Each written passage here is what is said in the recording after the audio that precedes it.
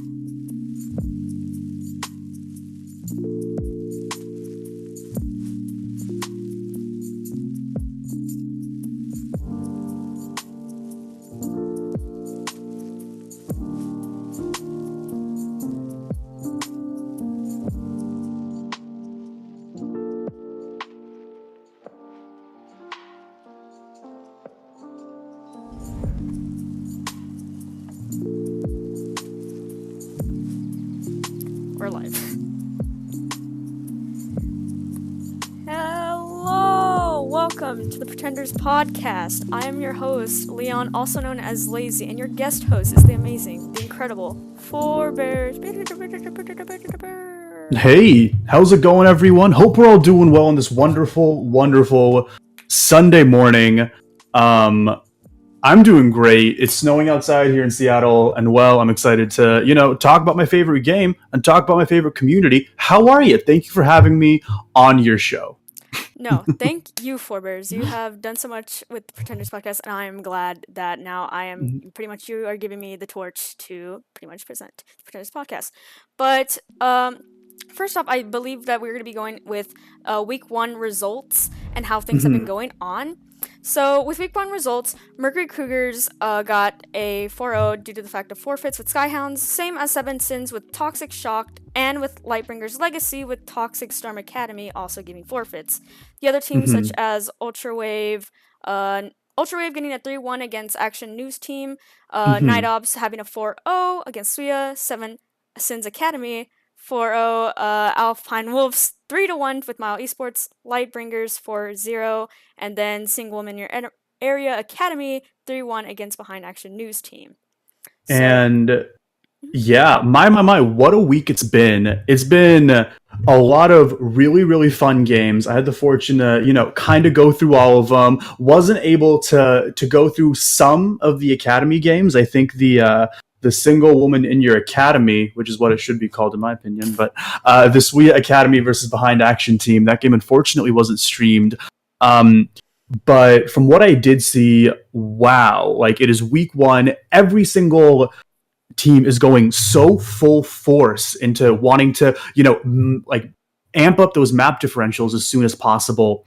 And well, it's been a tale of tragedy and also a massive tale of success with a couple of forfeits coming up on week 1. I did want to see my alma mater of Mercury Cougars fight off against Skyhounds, but unfortunately they had to forfeit due to not having enough players.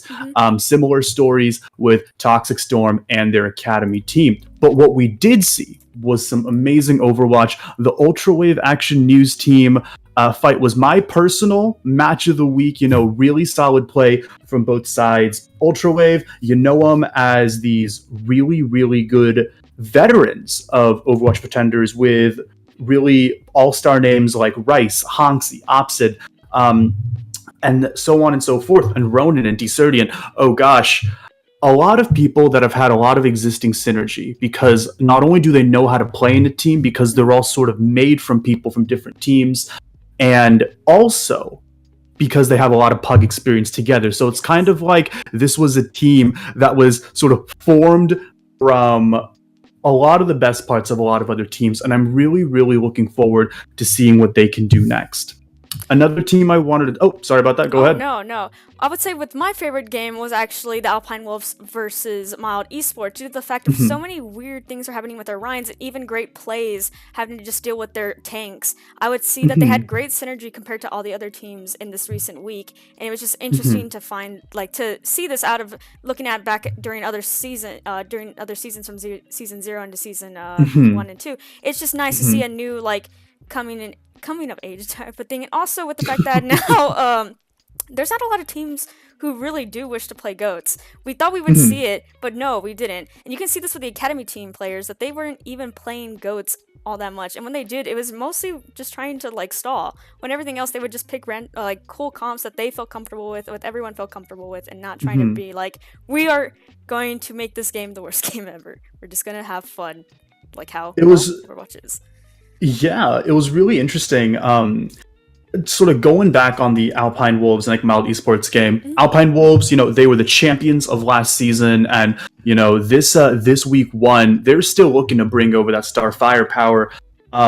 My personal standout players were Beal as well as Elodian on Flex. I think a lot of people last season, they thought of Elodian as, this guy to go to when you need to play hit scan. We saw him pop off on Truck Buddies, who won Ascenders. That's my team that I made. And we know for a fact he can play hit scan, but seeing him also flex onto Genji, flex onto Mei, sort of really showing the depth of his hero pool and how important of an asset he is over to Alpine Wolves, that can't be understated.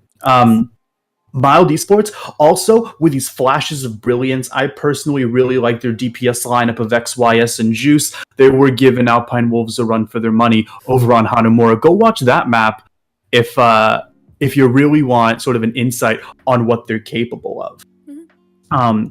Other players that, I thought were really, really phenomenal, sort of to back up to the Ultrawave Ant fight over on Ant. How dare you? Over in the game, he was Beware, but how dare you? He was really, really good over on King's Row. Really liked his Reaper play, and also you have people like Achilles and Endo who also have this sort of pre-existing synergy that I'm sure are going to help them in the coming weeks. No doubt. I will. Um, Oh, sorry. no, go ahead. Oh, so also with the support players on all teams so far, I've been seeing that they've been giving a lot of like extraordinary they've been just great. They've been understanding how to do callouts, and even talking to like some people like an Action News team, you can see how they're trying to get more synergy and how they're trying to break out comms, how they're Mhm. understanding better ways of actually communicating than just simply saying Yeah. we're going down main or Widow's on the side. You see a lot more synergy with all the teams, and I think that's very noticeable with their supports recently. And Mhm. you can see that with like Offsid, and also with oof, with I think I just forgot their name. Wow, I'm bad. well, you know who really did impress me. Speaking of these other matches, definitely the academy team supports like Night Ops Academy in Zippo Man. Yes. Just the amount of peel that that team had for their support Hmm. was just incredible, and that entire team, played really well. Unfortunately, they did lose to Seven Sins Academy, Hmm. right? And I have to say, Seven Sins Academy is looking like an absolute like banger of an academy team. You have people over like Maxified and like J7 and Misu just sort of popping off on DPS almost every single fight, and you can't forget just the amount of peel that that team also has for its supports. Yes. It's something that I learned a thing or two just from watching people play their heart out on Lucio from that map, and something I can definitely really bring into my own gameplay. No doubt Hmm. about it. Another game that I actually really did like seeing was, speaking of Night Ops Academy, let's sort of bring it up to the parent team of Night Ops versus Suia. Night Ops, they had this really, really solid team play all around. They did pick up Sad Widow main in the off season. As well as Suia, I think they were trying to stick to what was tried and true, the thing that got them into playoffs, and that is really, really solid tank, really solid support play. Um, Something that I thought was really funny because it almost seemed like neither team was confident on their dive play week one. There were Yes. times when I was thinking like, oh, if only this one team were to swap to dive, they would be able to really get the upper hand, thinking about maps like Eichenwald. But we didn't see too much of it, and I'm Hmm. excited to see sort of how the meta does break out this next coming week. Yes. I can also say, watching the Action News Team and Ultra Wave game, that you Mm-hmm. could see that there's certain maps that people are also feeling uncomfortable with certain comps, and you can see this with Action News Team, how almost going to like the very end of of their match, that they stomped the hell out of Ultra Wave with their dive. They knew what they were Mm-hmm. doing, and you can see that going into other maps, they weren't exactly good, and they could only pretty much run goats and not pretty much not understand the concept of it. But then when you come to like Gibraltar, you see this like huge, like just nice comms with Winston and even Diva, and being able to peel and understand how to get Ultra Waves Genji, aka Rice, Mm-hmm. which Right. it you could see a lot from that. I'm really expecting Ultrawave to be the anime villains of this Overwatch Pretenders season. Just because I think a lot of people are like, "Oh, look at this team of veterans. Time to take them out." For sure. But nonetheless, definitely gonna be having an eye out for them. Another game I wanted to talk about: Breakthrough versus Lightbringers. We Yes. didn't.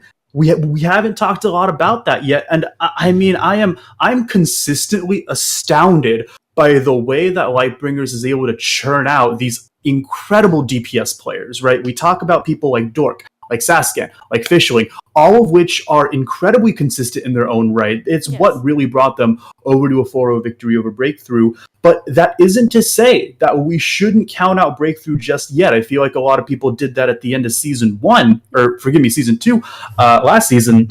And we saw flashes of brilliance from Hoot, from Call 911, from Neuter and Artemu. And if you don't believe me, go check out that Dorado game. And hey, you'll be proven wrong, no doubt about it.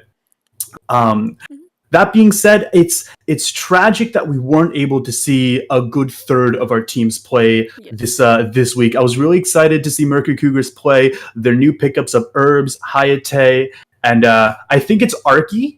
I've been told there's a civil war about that person's pronunciation, but nonetheless, I was able to talk to some of the teammates of Mercury Cougars, my former teammates, Mercury Cougars, and they said, they're incredibly coachable. The synergy is really good, and they were astounded by that, by how aggressive the MC tank line is. And frankly, they're definitely right. Cryptic and K Boogie, not people to scoff at. Also, tell me a bit more about Seven Sins. How have you guys been prepping in the off season? So, as the assistant coach for Seven Sins, I would say that I've been we have been actually just working on communication, working on certain comps, Mm-hmm. and getting mastery in certain comps before we go and like venture out into other ones. And Mm-hmm. with how everyone's been, I would say it's great. You see so Mm-hmm. many people like being true as their characters, and even we get to see other people such as Serenity and Cat Dad able to play new types of comps and even get to play or switch roles in the sense Mm-hmm. whenever they're playing certain things like in Li Zhang, and I would say they're doing great. But something that's like disheartening me with just the Overwatch teams in general is like how Toxic Storm and also Skyhounds they've been having a little bit trouble with their roster, and I Mm-hmm. really do hope that they can soon invite more players into their team and being able Mm-hmm. to actually play some games, because yes, with Toxic Storm I know it was a very hard struggle with them just trying to make sure they Mm-hmm. even were able to play the game or not, and same thing Right. with Toxic Storm Academy and Skyhounds. I just know that they are a little bit low on the players, but still, I really do hope that Mm-hmm. they're able to play next week's scheduled games. Yeah. And well, speaking of next week's scheduled games, let's bring those up real quick. It looks like the week 2 schedule involves Action News Team versus Alpine Wolves, Skyhounds versus Ultrawave, Mercury Cougars versus Mild Esports, and then over the next division, Night Ops versus Lightbringers, Toxic Storm versus Single Woman in Your Area, and Breakthrough versus Seven Sins. And coming up on the Academy circuit, we got Lightbringers Legacy versus Behind Action Team, Toxic Storm Academy versus Seven Sins Academy, and Single Woman in Your Area Academy over at Night Ops Academy. So, initial thoughts over on the week 2 schedule. Initial thoughts. I think these games will honestly show a lot more in depth with comps than just straight up goats with certain teams. Mm-hmm. But I find that most of these games you'll see an evenly matched team against each other with how things have been going on with each team's scrims Mm-hmm. that I've been able to watch. So I find that these matches will be interesting. Really great. Yeah. Are there any particular matches you're really looking forward to seeing? Because for Oh. me, my match that I really want to see is Night Ops versus Lightbringers. That's going to be a real clash of the titans. I can't wait to see these two incredibly consistent teams that have only been getting better here in the offseason really fight off against each other. And that's going to be the one I'm going to watch. Obviously, I got to watch Mercury Cougars versus Maldi Sports. And I'm looking forward to seeing what Seven Sins Academy can do. They're definitely someone I want to follow. Well, for me personally, just because I'm a Seven Sins coach, I'm ready to see every single Seven Sins match that's going to be happening this week. I support all of them. I love them all. They are basically my children, but they hate me. So, a Mm-hmm. love-hate relationship, but I'm stoked to see how they do and how they've been going on with each scrim. And I've been seeing a lot of improvements, so I'm pretty hyped for those. But the other one I'd be ready to watch is actually the Mercury Cougars versus Mild Esports, just because I usually Mm-hmm. don't pay attention to them a lot, because a lot of other stream, a lot of yeah, a lot of the other streams that we have, it's mostly focused on the other teams. And so I'm really psyched to just keep like paying attention to Mercury Cougars finally, because I know that that was a huge hype team whenever I first came in here to the Overwatch Pretenders Discord. So All right. Well, Mercury Cougars, get your pitchforks out. Leon just admitted that he wasn't paying attention oh to no, us last season. How could you do such a I'm thing? sorry.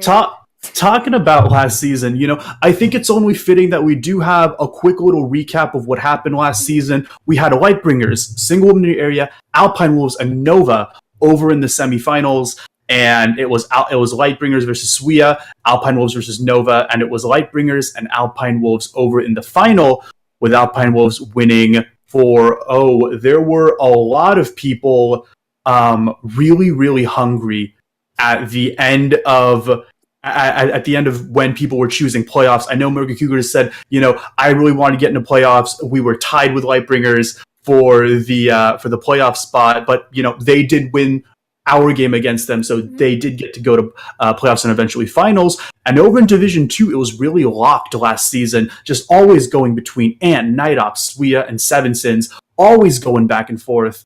And well, last season was an incredible journey, and it was also the first season of the Pretenders Pod. So thank you to everyone who were able to, really support our inaugural season, getting us off the ground, and just all the love you've been giving us. As a bit of an aside, we have had a bit of feedback, from last season. So thank you for anyone who did do that. And well, we're really looking forward to bringing you, a lot of programming that's focused on celebrating the community. So I think at the very beginning of last season, I personally thought it'd be a good idea to, make things a little more overhyped than they kind of should have been. And frankly, I'd like to apologize for that. We're really looking forward to making sure the pod is amazing and incredible and everything in between. So thank you once again for always sticking with us through this whole journey. I also want to say thank you for everyone in Overwatch Pretenders for all of you guys do for us. Thank you for all the plays you send. Thank you for just being the amazing teams that you are. So we're going to be sending you guys love with that. For sure. So let's talk about this coming season. I think the obvious thing is obviously there's an intro of 6 new academy teams. Yes. A lot of people have expanding. There have been a lot of people sort of moving around, but something we haven't talked about yet is the meta. And I think people are still figuring this out. We'll keep this brief, but really quick, there was the Brig Armor nerf, -5 to -3 damage reduction. You have your Rally maxing out at 30 seconds. You have your Diva cooldown on Defense Matrix going from 1 to 2 seconds. And then you have your Reaper with your 50% lifesteal. What do you think?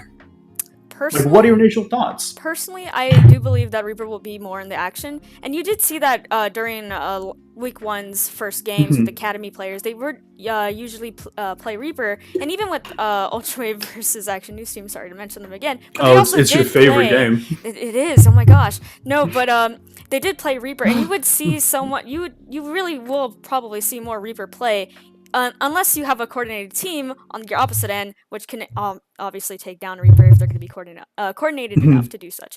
But I do think Goats will still reign the era until further patch notes are put in place. But I also think another comp that would also be dominant will still be dive comp, but double sniper dive comp, in fact, with having a Lucio Ana and just being able to keep high ground. Because even with Goats, even it just being Brawl, I do think that having like a counter dive or even just being able to station up top and get like good nades and then being able to dive from that, I think that will be able to take the reins during our current tournament season.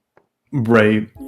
For me, when talking about the meta, and it's this big central diva nerf everyone's focusing on, and with good cause. I think with that cooldown, you're going to be seeing a lot more Hanzo, a lot more McCree, and I think we have been seeing that. I think the McRight click memes have finally died off, thank goodness. But with good cause, and that is, I think that a lot more DPS players are coming back into the meta after a very, very dark winter filled with goats. And a lot of that also brings with it sort of a polarizing meta of being this a rise of a bunker comp, right? With this Orisa Diva and Haga Orisa Diva Wrecking Ball compositions, especially on King of the Hill maps like Nepal, Ilios, and so on. But also a rise in, I want to say, Ashe play, because with Defense Matrix going down so quickly, you're now able to hit those pinpoint dynamites. You're able to get as much as 30% charge by that single dynamite in a team fight, and then you also have Bob, which is the 7th player. I mean, that's some incredible value that you're going to be getting just from that Diva nerf alone. And I think that the sleeper hits of this entire patch is definitely, both Orisa and Wrecking Ball, right? Because before, you're sticking to this tried and true Ryan Zarya Diva, and now you have these tanks that have these forced movement opportunities, this really good knockback, these really good halts, and the more you can control that team fight, the more it's going to benefit that team for this coming season. Oh, something that I didn't mention also, it has to do with Goats still, but it would be the replacement of just having Brig, instead having Ana, Zen, and Lucio. I would say that a lot of people wouldn't actually think of this more as a good thing and just keep Brig, but I have been noticing with certain players and certain teams that they've been wanting to play Ana, Lucio, and Brig, and Ana, Lucio, and Zen, due to the fact that this allows your Rein to be more to be able to do a lot more than just obviously waiting for your Brig to have stuns. So I think that will also come into play too. Right. And just sort of like the last bit, and if you would have asked me this like 2 seasons ago, I would have sworn I'd never say this, but I think that like Mercy, I'm kind of thankful that Mercy is a little bit back in the meta, just because like I'm so incredibly tired of goats, man. Like, oh my god. But also because I really think that damage boost is going to be a skill that's going to be used more and more, and there's going to be this idea of rewarding good DPS play, and I think that's what's going to be sort of the flavor of this Overwatch Pretender season. Is, I mean, you know how last season it was supports and tanks? This season, it's going to be DPS. And I think those who are really cultivating that DPS talent, people like Lightbringers, people like Night Ops, people like Mercury Cougars, they're going to be also teams to watch this season. Yes, I would also agree with that. But just don't forget, we don't want those Mercy mains. No. So, just the last really thing to talk about is, well, what comps are you expecting to see?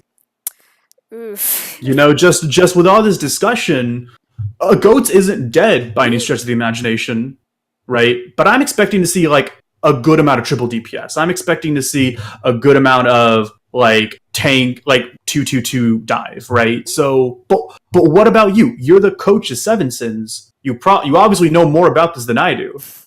So hit me with it. Well, I still do believe goats will sadly reign on, but I do find that dive will continue to be another comp that we'll mostly see. And even though like Rein Zarya isn't really good for every single map, but I do think with certain with more maps, we'll be able to see Rein Zarya again than just seeing standard goats and having to always have that diva. I do believe we'll have Rein Zarya, maybe sometimes like a McCree Reaper, depending on how the team is going. But I do believe Far will also take the hands of this too, since of Defense Matrix being having its nerf. So yeah, I can't disagree with that. I'm just waiting for Grav Molten Core to be meta. That's the dream. I'm not going to accept anything else. That's for sure. Well, in any case, it is the time for some really interesting interviews. Do you want to tell us who's on the docket today? This is my favorite part of the podcast, and I know it's your favorite part too, pointing to you, the audience. But who's on the docket today? All right. So the people who we will be interviewing today is going to be Rice from Ultrawave. We're going to be having Majestic Moose and Ramen Kun from Night Ops, and we're also going to be having Justice, the coach for Seven Sins Academy. So we'll be talking about many things, having to deal with their wins, having to deal with how they're feeling of being in lower division, or just being a coach in lower division, and even just their opinions on the division splits and such. Oh man, you leave nothing to the imagination, Leon. But hey, let's get into it. Rice, come on in.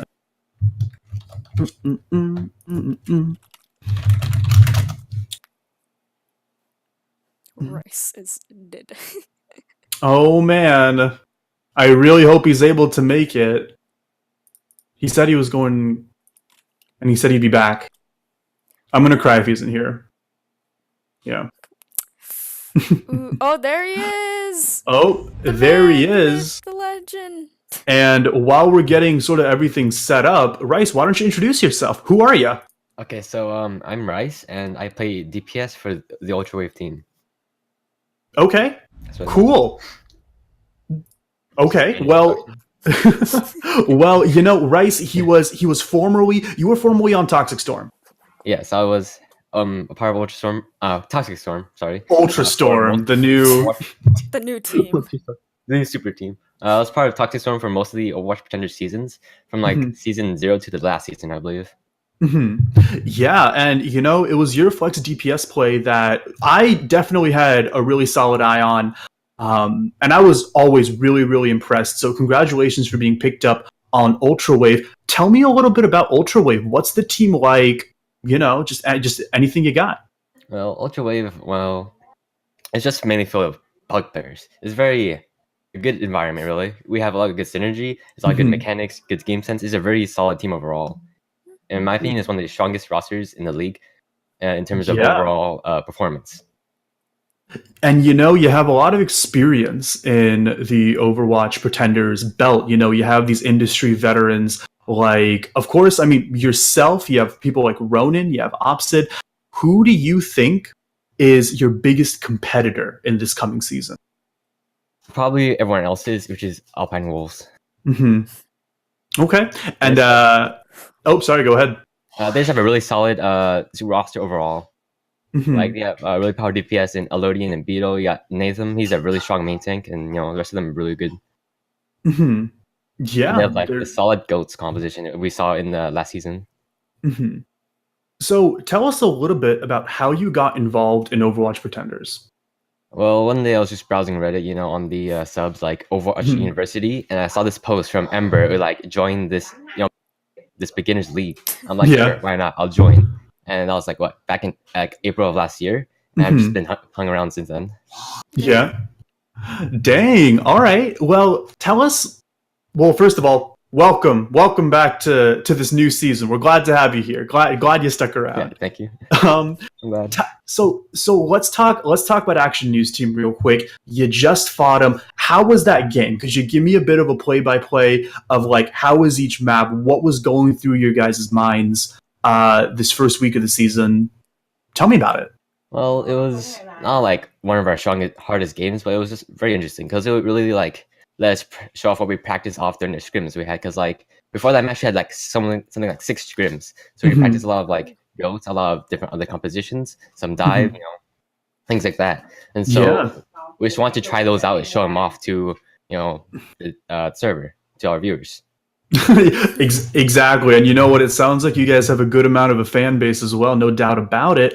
Tell me, like, regarding your gameplay and how week 1 went, what are you most proud of regarding your team? I think we're most proud of our goals comp. It's just really solid overall. We're really good at focusing. We can really push well, but we still have stuff to improve on, because we're still a kind of new team. Yeah. And well, over on the week 2 schedule, you guys are let's see, you guys are fighting over against Skyhounds. Right now it looks like they're still trying to build up a roster, but nonetheless, time is told that you shouldn't underestimate your opponents. How are you prepping for week 2? Well, we already have a scrim primed up like tomorrow, I think, and we're probably gonna do some more practicing of our comps that we showed off last match. Yeah. So all right. A lot more goes, a lot more dive, stuff like that. Yeah. Are we expecting to see a Farmercy anytime soon? There's a good chance. Oh well, hey, you heard it here first. That's what you get when you watch the podcast. You get to hear some secret strats. That's for sure. Well, I think my last question to you is, and feel free to go as long as you want about this. This new patch that's come through, how has it affected you personally in terms of like the hero pool that you typically play, and how has Ultrawave sort of adjusted to it? Well, there isn't really too big affecting to me, but the Reaper is definitely really strong around this elo. Like it was seen during the Ascenders Cup, during the final match, in Project Blaze went against Mean Dream Team. The Reaper is incredibly strong against our Ghost comp, so we really have to adjust and play around that. Like focus it more, play non-Ghost comps. It's just overall just the meta change, really. And do you think we're going to be seeing a lot of like shield break anti-goats? I know that a lot of like teams have been considering running things like Ash Junkrat for that shield break, or even also mixing like Hanzo in there. Like, what do you think we're going to be seeing out of Ultrawave in response to this? We'll likely play something like that, like more Hanzo Junkrat, some Ash, maybe Widow. We're just a lot more shield break, a lot more pick comps. Like yeah, definitely. And I wanted to ask you personally, like you played D.Va over for Truck Buddies. Has the D.Va nerf affected you at all? Because to me, it looks like you were eating grabs left and right anyway, right? Yeah. So my first play for the tournament, it was very hard for me to adjust initially. So it was pretty hard for me to eat grabs, stuff like that. But over time, I just easily adjusted over. You just need to like get through that mental block of, okay, I need to wait another second before I can DM again. Yeah. Well, you know what? Fair enough. I have no other questions for you. Leon, you got anything? How is your opinion recently of being a DPS or slash flex DPS player? How does it feel about having to play such off tanks such as Diva, which everyone thinks is, kind of to some people is just simply pressing, right or left click? How It's do you very fun, actually.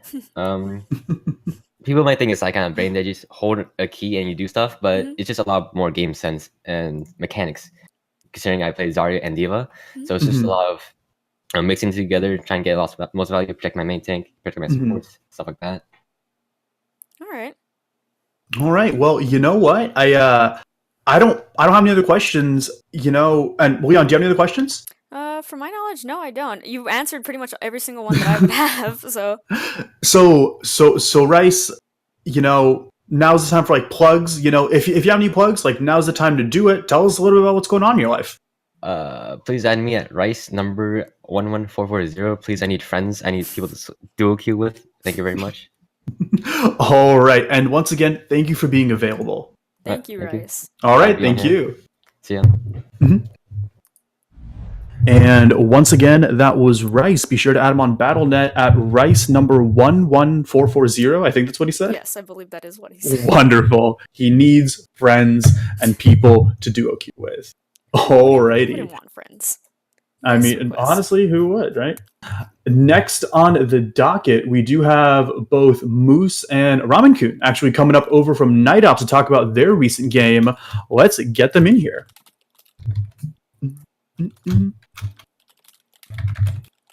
And right now we're just pinging them to come on in. There are little butts in here. Oh my goodness. We got two people with somber profile photos. How's it going? It's going well, and for the record, I had it first. Oof. Is that accurate? Did he have it first? Nah, he stole it from me.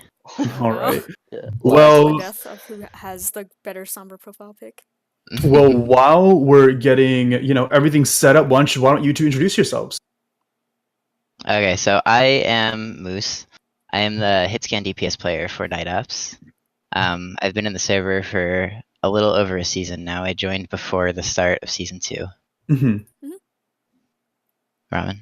And yeah, I'm There we Ramen. go. I play main tank for Night Ops. I joined last season actually, and after we had some roster adjustments, I became a co-team captain alongside Moose.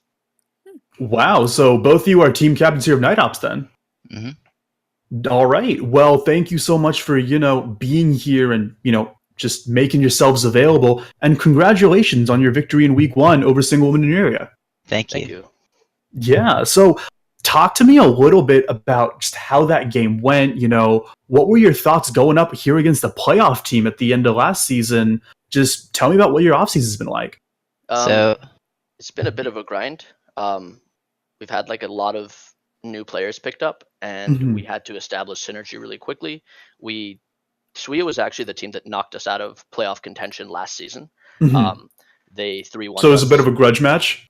I mean, I don't know if I'd even call it a grudge match, but definitely we went into it kind of like knowing what they were capable of and knowing that they were a good team. We picked up a lot of new players like Sad Widow, Chief and Knave, who are off supports, Arc for our main support, and Chat Noir for off tank. And we knew we needed to scrim a ton to develop synergy and kind of like mesh as a team. And we worked really hard, and I'm glad that it worked out. It paid off. It was a really tough match. Yeah, it definitely seemed like a really, really solid team play and just gameplay from just both sides. I wanted to ask, just sort of back up a second, how did you two get involved in Overwatch Pretenders? So it's pretty simple. I came in on Reddit, got the free agent tag, tried out for a team, and that was that. Yeah. Okay, yeah, I actually came to PC Overwatch from console, and I went on the Overwatch looking for group sub, and I just wanted to find people to six stack with and basically boost me. And Nice. Aeon Nova responded to my post saying like, "Hey, we have this server. Like, here's the link. It's like a recreational tournament, and Lightbringers is looking for main tanks. You should join. You'll get a tryout, whatever." I joined.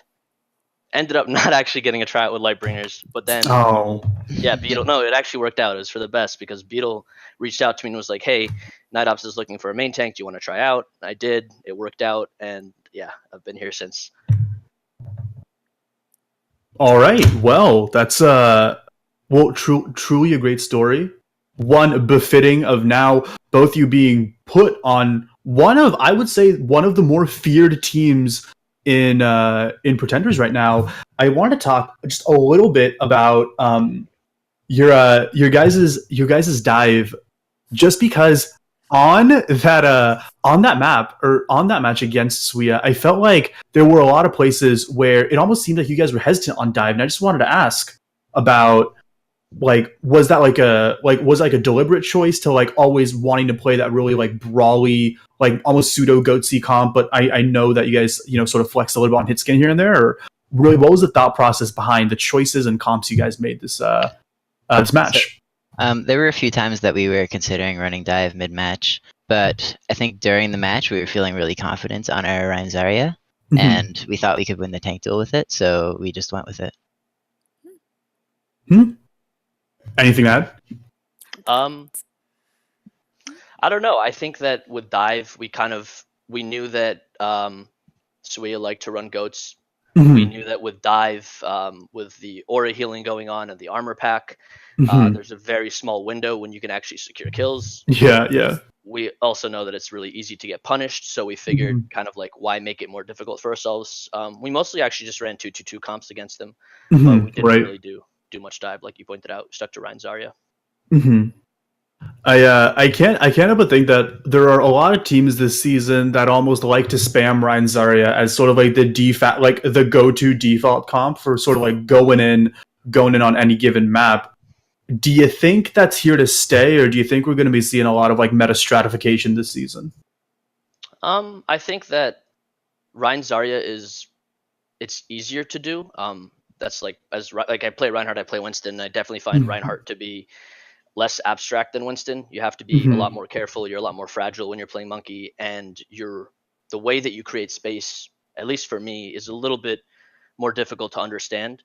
I think that dive will become a lot more prevalent as the season progresses and people start to realize that, you know, if dive is run really correctly, I guess, and really clean, like you can burn down Ryan Zarya quite easily. Maybe not in like a ghost context, but if the enemy team is running Ryan Zarya 2-2-2 and you're running like Winston Diva 2-2-2, you probably win that matchup if you just play smart and patiently. Fair enough, and that's definitely true. Leon, you got any questions for him? So this has to do with both Night Ops and Night Ops Academy. How are you guys treating each other? Because I know that even though like you are two separate teams, you still are obviously having them as an academy team. You're kind of offspring of y'all. They hate each other. Obviously, you guys hate each other. But like, how has that been for y'all? How has it been having an academy team now, almost seeming as like your guys' offspring?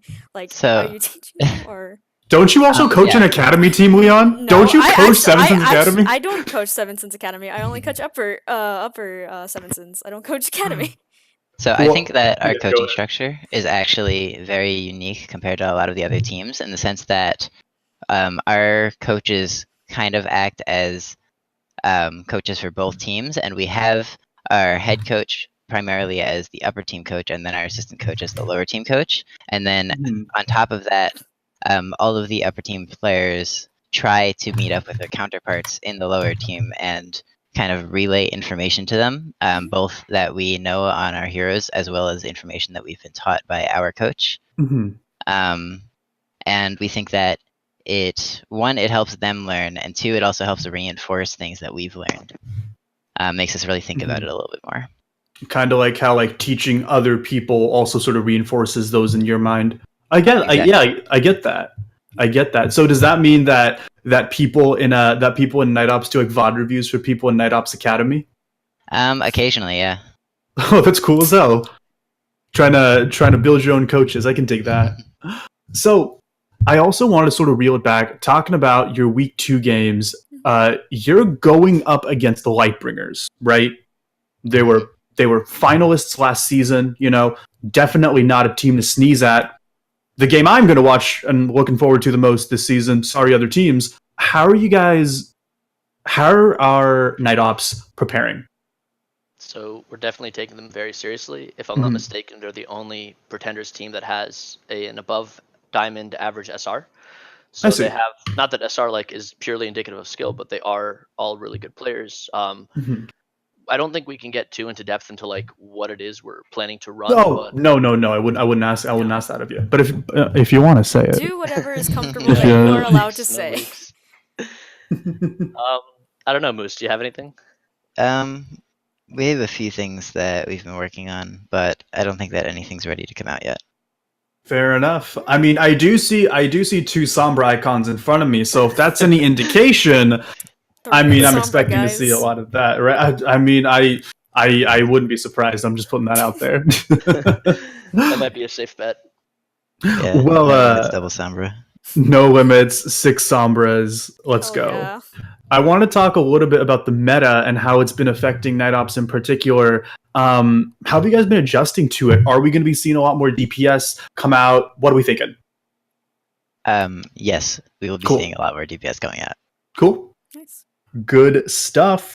And well, I guess I just guess my last question to you guys is, well, tell us about your division. Who do you feel are your biggest competitors? And just to recap, in addition to you guys, it's Lightbringers, Toxic Storm, Single Woman in Your Area, Breakthrough, and Seven Sins. I think we take every team seriously. Our match against Lightbringers is probably like the most serious competitor, but we also know Seven Sins and all the other teams are also very good. But yeah, definitely this match against Lightbringers is like all we're really focusing on because they're a serious team. All right. And, you know, if I were to ask you guys who you think your biggest competition is sort of across the divisional river over in Division 1, who would you guys say? And that's Action News Team, Alpine Wolves, Skyhounds, Ultrawave, Mercury Cougars, and Mild Esports.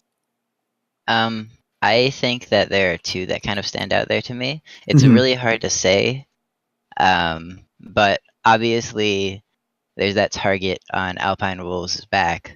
In addition to that, Mercury Cougars is looking very strong.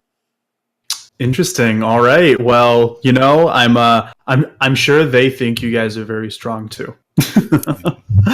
Well, you know, good luck on your week 2 games. I'm so excited to see how that's going to pan out. And lastly, well, tell us a little bit about what's going on in your lives. Feel free to plug anything you'd like. Like right now, the red carpet's rolled out for you.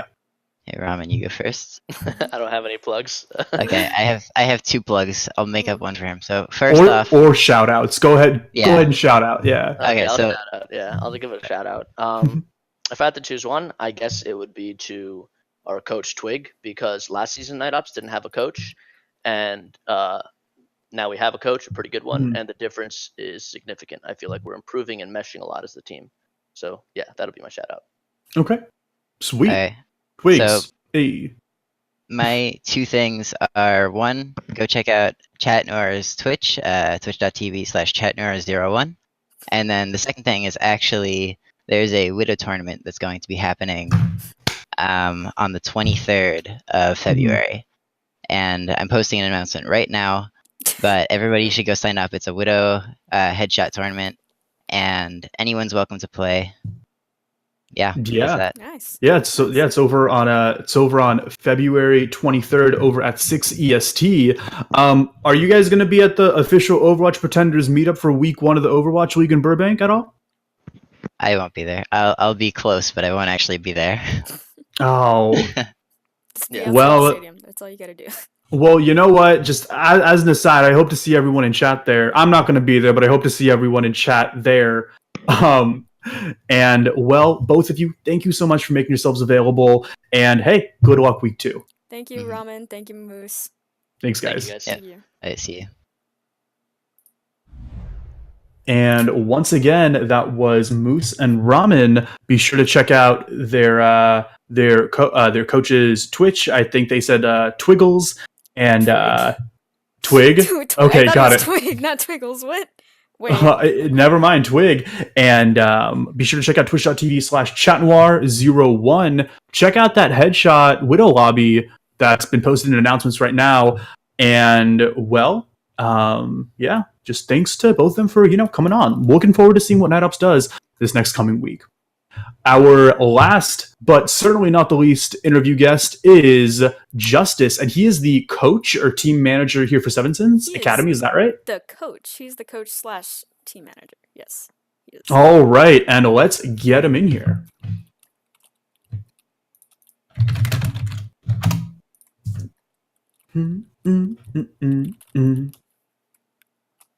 Oof. How's it going? Hey, good headphone choice. Are those the right? ATH M50 X like they are the XRs? Yeah. Yep. Yeah, I noticed them when I was watching a little bit earlier. Yeah. Well, thank you for making yourself available. While we're getting just everything set up, would you like to introduce yourself? I'm Justice. I'm the coach for the Seven Sins Academy team. Cool. I guess I'm brand new to Overwatch Pretenders. Just joined in beginning of January, I believe. Nice. Well, welcome. How did you hear about us? There's a Reddit post on one of the subs. I don't even remember which one it is now. But I've been looking to get into some coaching for a little while now. I've been doing VOD reviews and stuff for people for a few months, and just decided that it sounded like a good opportunity. So decided to give it a shot. Well, you know what? It's definitely been paying off, and I'm sure your team's incredibly thankful to have you sort of on their team. Congratulations on your most recent victory. Thank you very much. Yeah. So talk to me a little bit about how that game went, sort of what your approach was, maybe as a coach going in. Just was this experience sort of new for you? Was this like, coaches, I got this? Like, how are you feeling going in? I still feel like I have no idea what I'm doing, but It's a sign of a good coach. Yeah. No, to going into this, we really just focused on the fundamentals, like being in the lower division, focusing on, like, it's good to have those compositions and stuff in your pocket and know how to run Ryan Zarya, know how to run goats, know how to run dive, and be able to play them. But the things that we really focused on in our practices and in our scrims beforehand was communication, right? And really working on, okay, this is how we're calling ults, this is how we're calling our movements, this is how we're tracking ults and all that. Just to cover those kind of fundamental aspects that players in the lower division might not be so strong on. So yeah, that was our approach to coming into the game. As far as how the game went, I didn't have any expectations. I didn't know how it was going to go. We did have a couple scrims beforehand, and both of those went really well.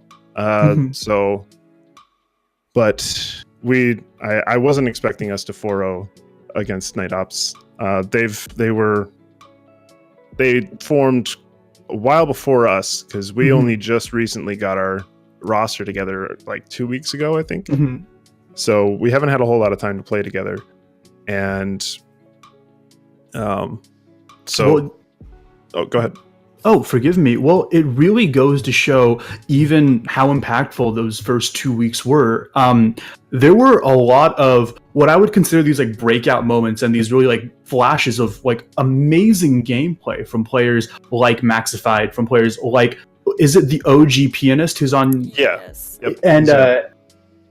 And Static Safe. I was incredibly impressed with both the DPS and sort of the support line of Seven Sins Academy. And I just wanted to ask, sort of, were there unique challenges and, coaching maybe those roles over other roles, or what did you find easy? What did you find hard? Support and DPS, those are the two things that I flex most of the time in my gameplay. And so those come a little bit easier for me coaching wise. Tanks are something that I'm still working on. And but yeah, it was for most part, it was just working on positioning with them. And all of our players, honestly, all of them have really great mechanics. They're really talented people. There's basic mistakes that are being made for the most part. And we've just been trying to use communication to minimize the effect of those mistakes. So, you know what? Fair enough. Well, I did want to ask sort of about your week 2 schedule. You're going up against Toxic Storm Academy. Do you know of sort of any insights on, what that team is like? Unfortunately, they did have to forfeit their week 1 game, but how are you prepping for this next game? We're just gonna keep working on fundamentals. I actually don't have any idea of how Toxic Storm plays. I don't know what to expect from them, so I'm just gonna keep focusing on fundamentals, keep working on communications, try and focus on a couple of the maps that we had issues on, Dorado and Temple of Anubis in particular, both in our games and in our scrims. We've had some issues on the attack side, so we're going to be working on that to try and shore up that and get better there and see really what is causing those issues at the most basic level. Of course. Because there's still so much for all of the players to learn, and but I'm very confident in their ability to actually learn everything they need to and succeed. Yeah, and I'm definitely rooting for them as well. I wanted to ask both you and Leon sort of the same question because both of you are sort of under the Seven Sins moniker. Is there any inter-team communication, and do you guys sort of like scrim or do VOD reviews sort of in between each other's teams? How does that work out? We actually do in-server pugs with every single person. It's allowed from every person who's doesn't have to actually just be in Seven Sins, but it's every person's welcome to just do pugs, so we can have a safe environment. We get to see how we are. We get to all talk. We get to communicate. It's a nice environment. That's how we usually talk more. But for coaches' standpoints, we just pretty much ask each other just like simple like comps, like how we should be running comps and stuff like that. But everything else, I would say it's more of like a pugs type of interactions with each other. Or that's how we usually communicate. Yeah, the one set of pugs that we did, I believe it was last weekend, Yes, it was super fun. I actually was playing with them, so it was kind of fun to play with some of my players and play with some of the Seven Sins players, and really get a feel for how everybody performs and test their strengths and weaknesses from an attacker's perspective. So that alone was a really helpful insight into where weaknesses lie for both of the teams. I'm leaving most of the coaching for Seven Sins. Like I'm mainly just handling the academy stuff. But it's kind of cool to see. Also, some of the Seven Sins players have been coming to our scrims and to our games and spectating. Yeah, Waldo's been coming in. I believe Rue was at our scrim last night, and they've just been, taking notes and seeing what they can do to help out our team as much as they can. So that's always really nice to see that cooperation coming from them. And that's a really, really cool way to handle doing things. Like, I've never thought of like sort of inter-team scrims and really having people sort of learn and, just really work in that safe environment. That's really cool. Like, yeah, it's really fun. I wish I were still on a team one day, right? But in any case, I did want to ask sort of about the rest of your division. You have people like Lightbringers Legacy, who's under sort of like the Lightbringers umbrella, known to be a very, very strong team. We have Behind Action Team, Single Woman in your area academy, as well as Toxic Storm Academy, NetOps Academy. Can I ask who you see as your biggest competition this season? Or if the answer is ourselves and our own self-confidence and our mechanics. Let's go with that.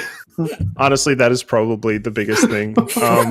One thing I know about the lower ranks, and this is just Overwatch in general, is your mistakes are what define whether you win or lose.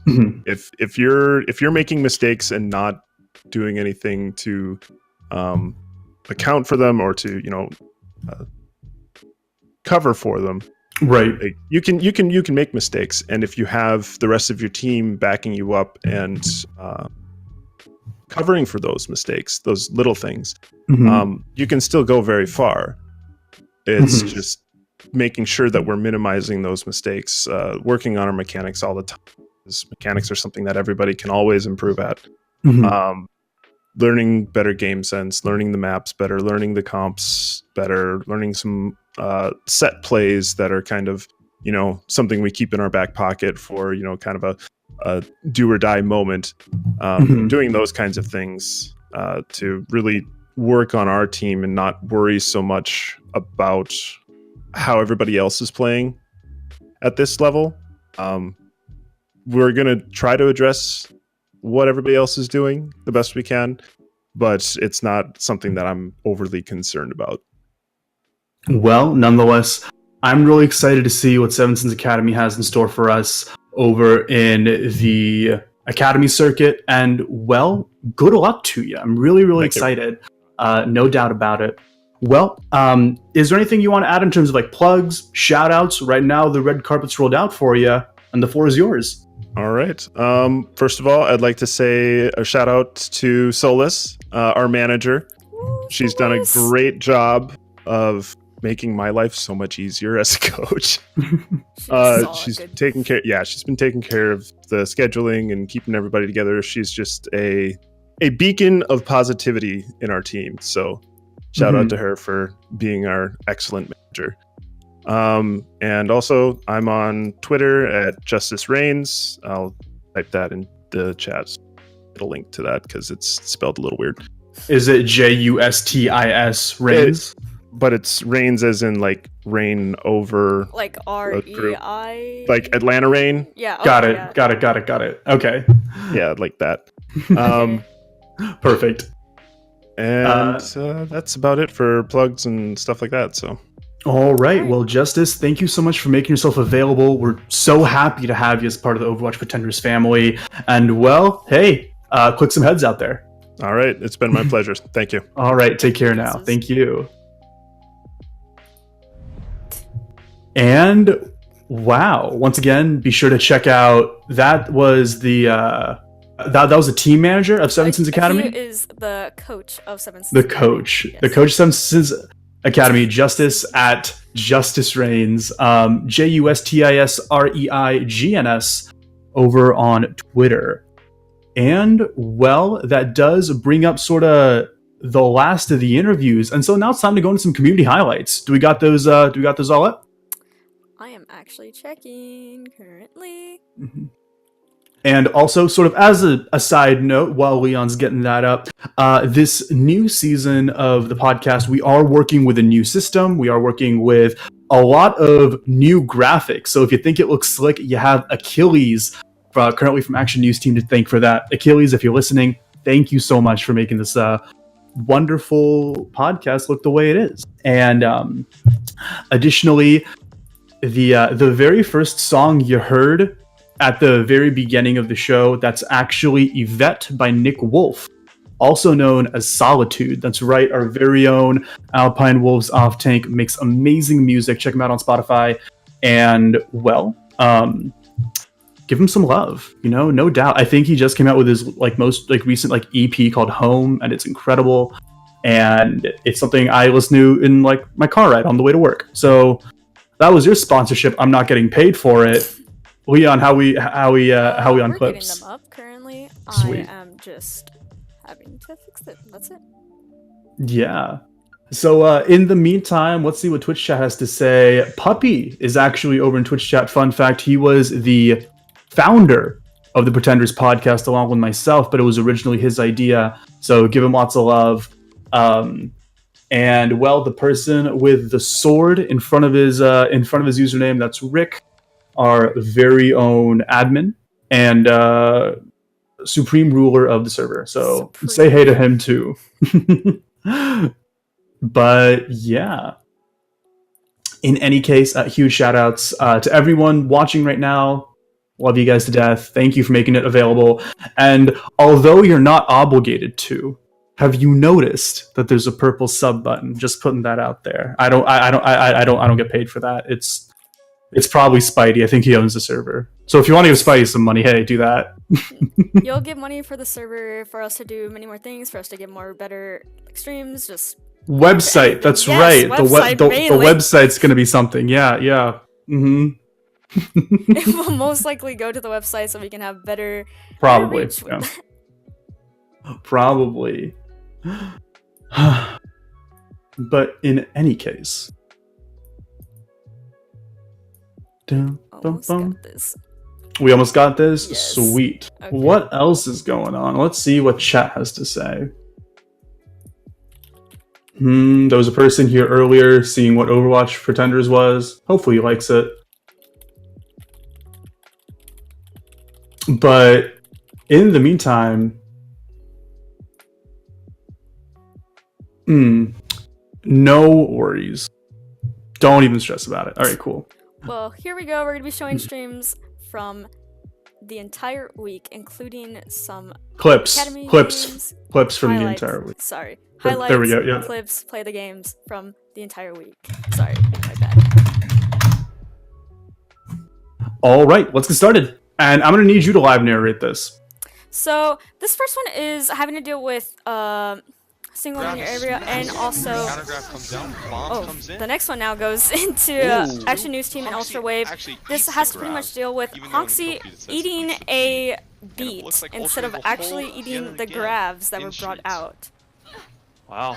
Oh, This has been really tough. This has been really tough. End of shatter. Strong tactical shatter there. The next one is from Just 5, also having to do with really putting his team Night at an Ops advantage. Academy and They Seven waited Sins Academy just to the with last second, J7 and getting a it was total of a perfectly fine, 5k right? So while on Icon just Wall. nothing you can do about that. It's not necessarily something you're expecting. And Sweet. This Oh, one that was a solid play I the kinda game wanna too, see yeah. this. Sorry, I'm at like a bit of a delay, so I'm just Yeah, watching no, too. it's fine. Just along with everyone else. So this has to do with Nathan with Alpine Gets the Wolves nano. Oh, this versus was the nano or Mild the blade Esports. with the nano monkey. Just the clean dive. I'm so jealous of good From Genji players. Alpine Wolves. I can't play Genji for anything. Ronan would play the game. Probably one of his big And this next one's here, Nathan on Winston. Oh, that's right. He gets nanoed and he picks up 4 different people along with the blade. That this ends up being a team wipe. Go swinging into the action. Big break. a boot play. Gotta be. So, and some will also be featured from our Ascenders game with, well, basically being the Lucio getting a good double boop off of the Li Zhang Nightmare. Yeah. Is this our boy Lucille? Yes. Oh, it's our boy Lucille. Let's see. Oh man, like this man had the most environmental kills in the entirety of last season. I'm pretty sure it was both him and Achilles. But nonetheless, he does what he does best. And that is, well, get charged by Reinhardt. There's also one having to deal with the fact that with I will also replay this one in a good moment. But it has to do with the fact that during Alpine Wolves and Mild Esports game, Nathan gets an entire ult after just switching in under 30 seconds, while he was also competing with the other Ryan, who had already 50% of his ult. But Nathan already gets his ult right before him. They were able to disrupt the attack. And does he get a Pog Shatter after this? Actually, no, he sadly dies. Oh, But he gets. I knew the answer to that. Yeah. Just watch us play the game, though. Team Crimson going massive in the face of a shatter. And this next one, Kim Crimson. This is the Seven Sins Academy game, right? Yes. Yes. All right. Great. And he's over on Night Ops, and I think it's a 3K here. It's the entire team gets a team kill, actually.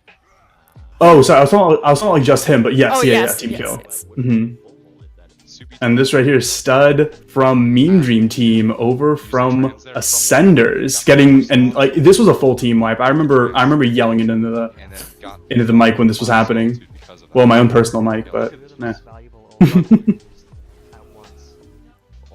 For Alpine Wolves to stay alive and win this And fight. pretty much the last one that we'll be showing is the one where Juice gets a 3-man tire, which was pretty insane. Oh, the Junkrat tire on Yes, the Hanamura, Junkrat was tire. it? Yes. Yeah, that's right. It was to finally finish the stall that was happening there. It was amazing. It was great. It kept me on my toes the entire time. It was just And- so interesting to watch. And fun fact, Maldi Sports ended up winning Yes. that round over against Oh, yeah. Alpine Wolves. So, bringing the final score up to 3-1 and showing them that, there's still a force to be reckoned with. Mm-hmm. So, and it was really, really great. Hey, look, it's Solitude's roommate. How's it going, Solitude's roommate? But nonetheless, community highlights, always an incredibly fun time, just sort of reacting to them, seeing what's up, showing everyone sort of the best parts of the week. So if you want to see your community highlight or your highlight from your game on here, be sure to DM them to your podcast representative. They'll be able to, get it to us, and well, we'll be able to show it on here. And well, we're just about to wrap up here, aren't we? Yes, we are. And we're going to be talking about the events and also again mentioning schedule or week 2's schedule. Yeah. So, go ahead. Oh no. So week 2 schedule, once again, we have Action News Team versus Alpine Wolves, Skyhounds versus Ultrawave, Mercury Cougars versus Mild Esports. Across the divisional river, we got Night Ops versus Lightbringers, Toxic Storm versus Suya Breakthrough versus Seven Sins. And over on the Academy circuit, we got Lightbringers Legacy versus Behind Action Team, Toxic Storm Academy versus Seven Sins Academy, Single Woman in Your Area Academy versus Night Ops Academy. And in addition to that, this coming week also has the official Overwatch Pretenders meetup over at the Blizzard Arena over in Burbank. So ! Meetup over in general chat. And I really hope, everyone's able to come out and have a phenomenal time, really meeting people from the community and seeing what makes it great. Additionally, don't forget to sign up for that Widow tourney on February 23rd over at 6 EST. And hey, get that last bit of art in for that Lunar New Year and Valentine's Day competition. Yes, the Lunar New Year, I believe, already ended actually, and that's why our art con is currently. But for Valentine's Day, it ends exactly on the 13th, I believe, so we can have one up for the 14th. Well, in any case, that about wraps it up here. My name's been Forebears. You can find me over in the anime channel or the general channel, or just I'm always a DM away, right? So, and I'm just a person who just hangs out in the server, and well, I love it. It's a fun time. So thank you for having me, Leon. I appreciate it. No, thank you. And I am your host, Leon, also known as the Quaker Fern. I can be DM too. I'm also the coach for Seven Sins. So if you ever need me and you ever need coaching or just VOD reviews, totally come up to me. But all right. After all, thank you for watching. Thanks so much, and we'll see you next time.